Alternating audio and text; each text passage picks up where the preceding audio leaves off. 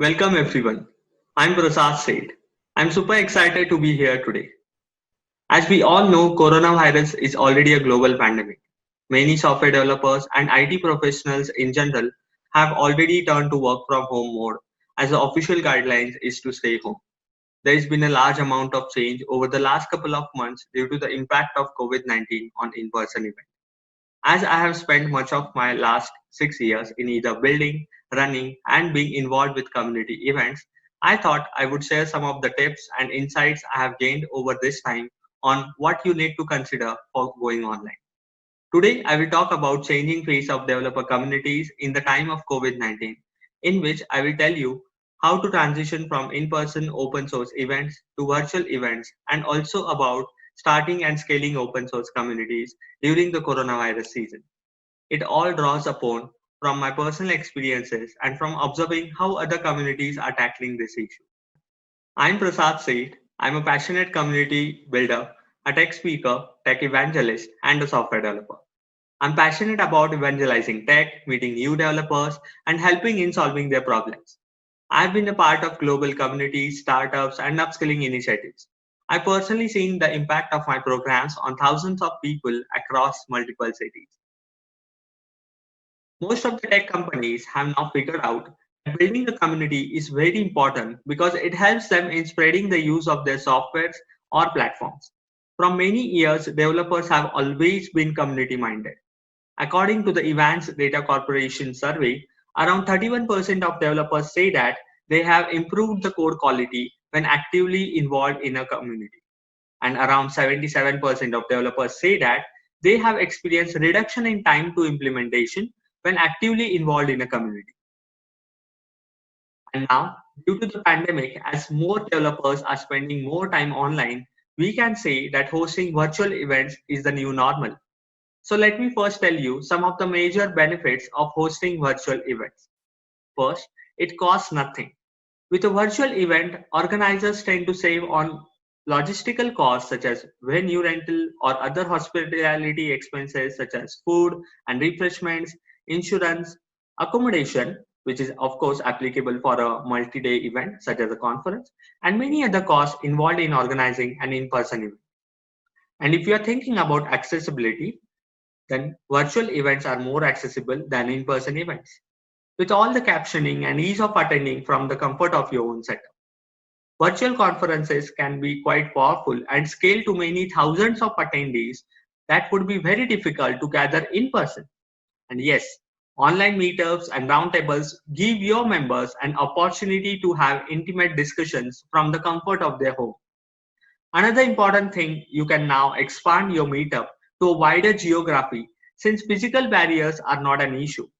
By running it online, your event becomes more accessible to a global audience.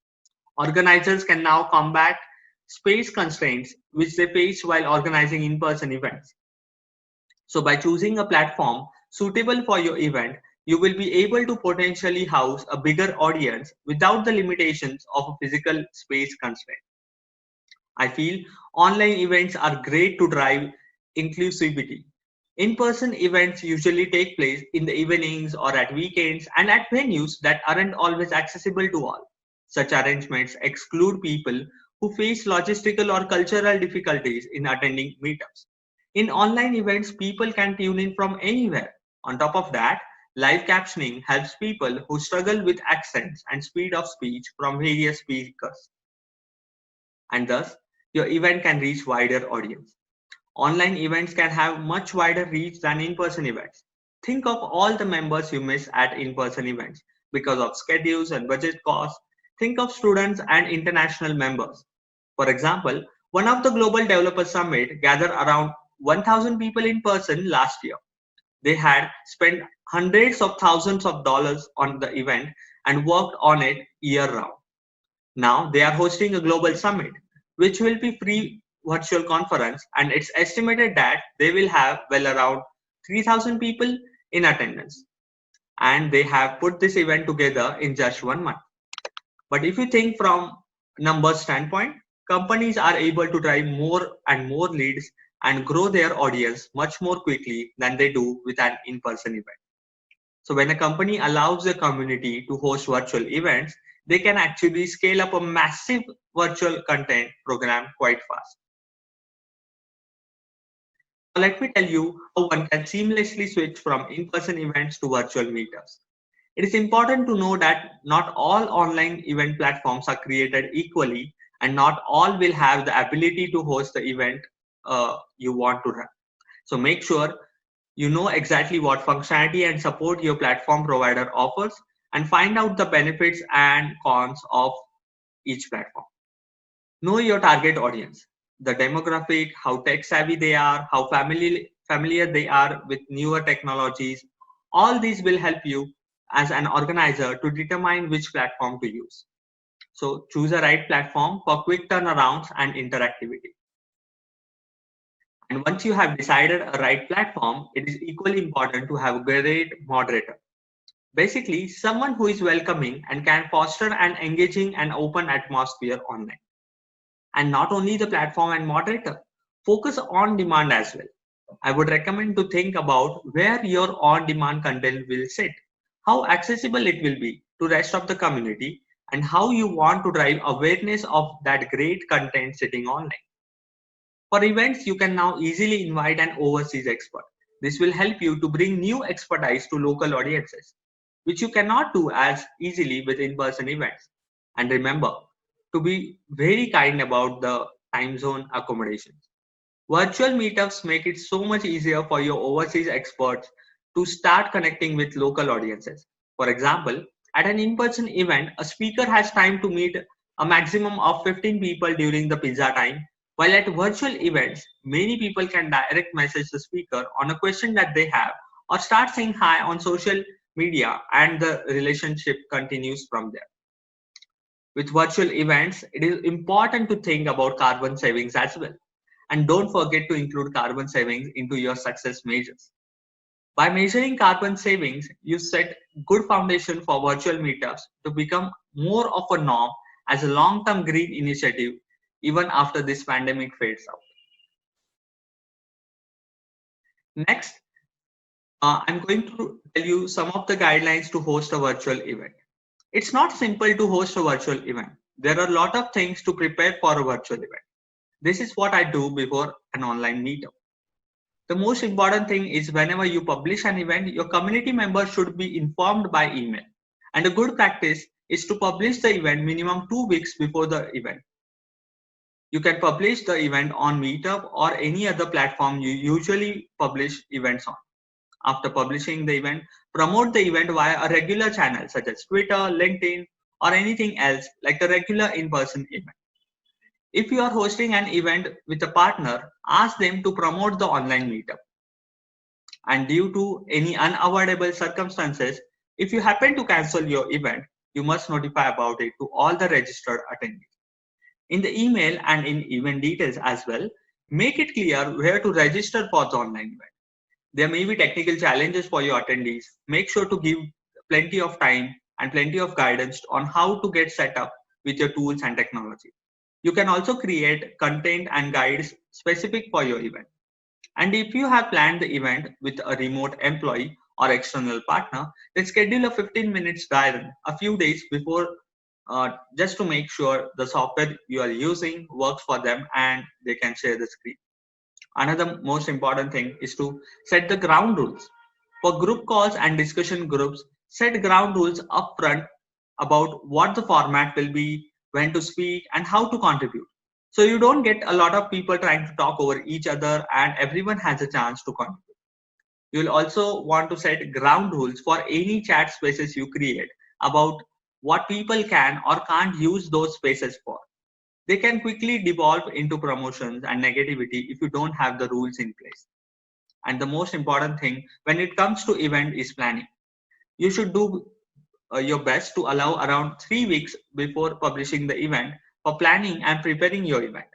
At a minimum, it typically takes around 2 weeks to effectively plan an event, but the suggested timeline would be first pick a date for your event, then you must plan your budget and decide on the type of event you would like to host. Once you have decided the type of event, you must decide a virtual platform to host your event. and then determine the content and subject on which you will focus. And last but the most important is to look for speakers. Now, to talk about the question that I often get, how to start and scale a developer community. To answer this, I feel the most critical skill in building a community, no matter the niche, is to provide a space for your audience to share their specialized expertise and insight. Here, two most important things are: first, to choose a right communication platform to bring members together. For example, you can use Slack. In Slack, there is a feature to create channels. Channels bring order and clarity to your work. You can create them for every project, topic, or a team. When there is a channel for everything, you can focus on conversations and work that matters most to you. And now, second most important thing is to remember that your open source community might be more willing to contribute to your project if they feel a sense of inclusiveness. The more you make others feel part of the project, the more enthusiastic and motivated they will be to stick with you through thick and thin. So in case you are wondering what are the best ways to make your open source community feel included, here are some of the ideas. First is listen to their feedback, both the positive as well as the negative. You might find the most useful information in hard to hear feedback. And also make sure you are available on different channels so that users will have an easy time communicating with you. Another thing is you can consider having a developer mailing list that will offer your users ongoing information. Everyone who will subscribe to the list will receive information like your latest blog posts, your public releases, and major announcements. And along with this, setting a code of conduct is very important. Why I say this is because your open source project might bring people together from all over the world. Surely diversity can be incredible, but it can also sometimes lead to major conflicts between your open source community. So your open source community needs to offer a harassment-free experience for all the users, regardless of their age, ethnicity, or gender, or nationality, or sexual identity, or any religion. And I genuinely believe that building a thriving open source community around your project is possible. You can do this by being 100% transparent with your users, building personal relationships with them, making people feel included, and setting a clear code of conduct. Investing time and effort to create an enthusiastic community is, of course, worthwhile. All these open source products you are using every week are fueled by thriving communities like the one you are trying to build. The community you will build will only get you closer to your long-term goals of making the product the best tool on the market. The most crucial thing you need to remember is that your relationship with the open source community. Relationship is a two-way street. Earn members and contributors support and engagement by building an environment in which they will also benefit from the collaboration. So to sum it up, in order to build and scale a vibrant open source community, you need to make it easy for everyone to use your project, clearly explain how to contribute, and build personal relationships. Also, make people feel included and don't forget to set a code of conduct. And to build a successful developer community, you need your target users to engage, contribute proactively, and create a meaningful dialogue. And you can do this by first fostering the creativity. Community members don't want to be walled into box. They don't want to be given a limited set of tasks. Community members want to use their creativity to explore ways to make a project better.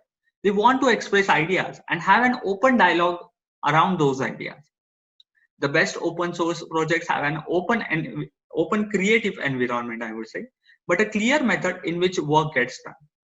Also, you can try to build a simple, clear workflow. Don't gut this creative input. And while doing this, you also need to take care of simplifying and centralizing the team workflow. And while you want to foster creativity, the way in which the team works should be as clear, simple, and as accessible as possible. For many open source projects, they have an online repo on example GitHub or any other platform, an online issue tracker as well, and the code contributions are made via pull request. So they will also have a central place where the project is discussed, such as Slack or any other platform. So design this complete workflow and keep it as simple as possible. Another important thing is to be accessible and engaging. Finally, the tone and way in which you engage with your contributors is enormously important. Be engaging and fun with them, validate great contributions, provide friendly, constructive criticism, and smile both in person and online. It sounds simple, but this is critical. Build an environment people want to be a part of. And why I'm saying this is really important because of two reasons again. First is people like working in more social, fun, and engaging environment. And the second reason is human beings mimic each other and especially their leaders. As such, if you are fun, engaging, they are likely to be so too. And now we all know that open source has become the way to build a software. And this is not only in tech, but we can see this across diverse industries. As companies use open source code to build their own commercial products and services, they also see the strategic value of contributing back to these projects. Some companies have entire open source programs devoted only to contributing to open source communities. Open source is a philosophy and a movement. And what makes open source thrive is the community that grows up around it. As in the proverb, it takes a village to raise a child, it takes a community to create a healthy open source project.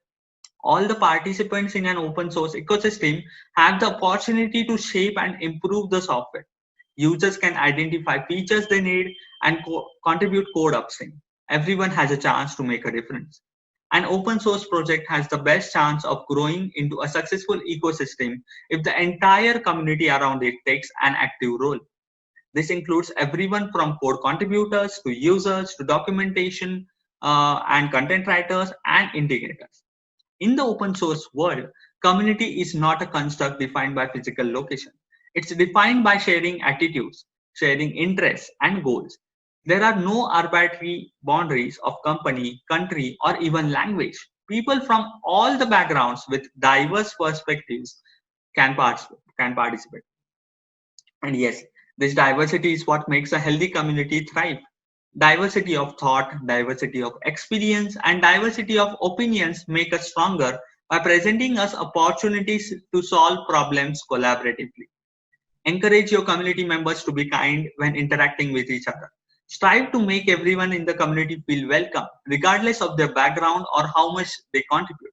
Beyond open source being good for business, I feel that being a part of an open source community is good for you as a human being because it teaches you a lot of things like learning to collaborate, to listen to others, to embrace diversity, and this can make you a better person.